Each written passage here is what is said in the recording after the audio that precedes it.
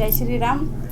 आत्ताच मिळालेल्या मीडियाच्या माहितीनुसार मलाही आत्ताच कळालं आहे की माझी बिनविरोध निवड झालेली आहे. खरं तर हा विजय हा ईश्वरीय विजय आहे, हिंदुत्वाचा विजय आहे. आणि आमचे महाराष्ट्र प्रदेश अध्यक्ष रवींद्रदादा चव्हाण, तसेच आमचे जिल्हाध्यक्ष नंदूजी परब आणि आमचे निवडणूक प्रमुख नानाजी सूर्यवंशी यांच्या आणि महायुतीचा हा विजय आहे.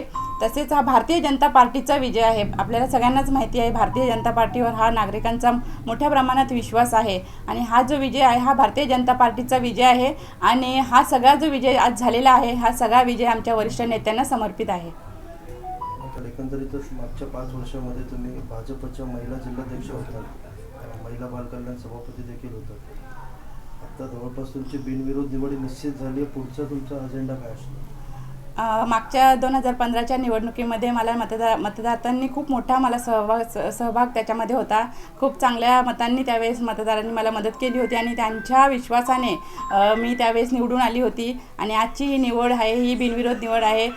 पण माझा एकच अजेंडा असेल की ज्या नागरिकांच्या मूलभूत गरजा आहेत त्या प्रथम सोडवण्याचा मी पूर्ण प्रयत्न करेन. आणि माझी स्वतःची अशी एक इच्छा आहे की आपल्या कल्याण डोंबिवली महानगरपालिकेतले जे हॉस्पिटल आहेत, जसे शास्त्रीनगर असो किंवा रुक्मिणीबाई हॉस्पिटल असो, त्या हॉस्पिटल कशा अद्ययावत होतील आणि महिलांच्या समस्या कशा त्याच्यातून सुटतील. आपल्या नागरिकांना जे बाहेर जावं लागतं ही खूप खंत आहे माझ्या मनामध्ये तरी. तर ही जी खंत आहे ती नागरिकांना त्याचा खूप गैरसोय होते आणि ती गैरसोय होऊ नये म्हणून माझा प्रथम काम असेल ते माझ्या नागरिकांच्या मूलभूत सुविधा माझ्या प्रभागातील, आणि दुसरं असेल ते हॉस्पिटल आणि महिला सक्षमीकरण करणे हे माझं एक उद्दिष्ट असेल. चुरशीची अशी निवडणूक असेल असं बोललं जात होतं, मात्र तुम्ही बिनविरोध आलात, कसं वाटतं? मी सांगितलं ना तुम्हाला, हा हिंदुत्वाचाच विजय आहे आणि भारतीय जनता पार्टी आणि महायुतीचा हा विजय आहे.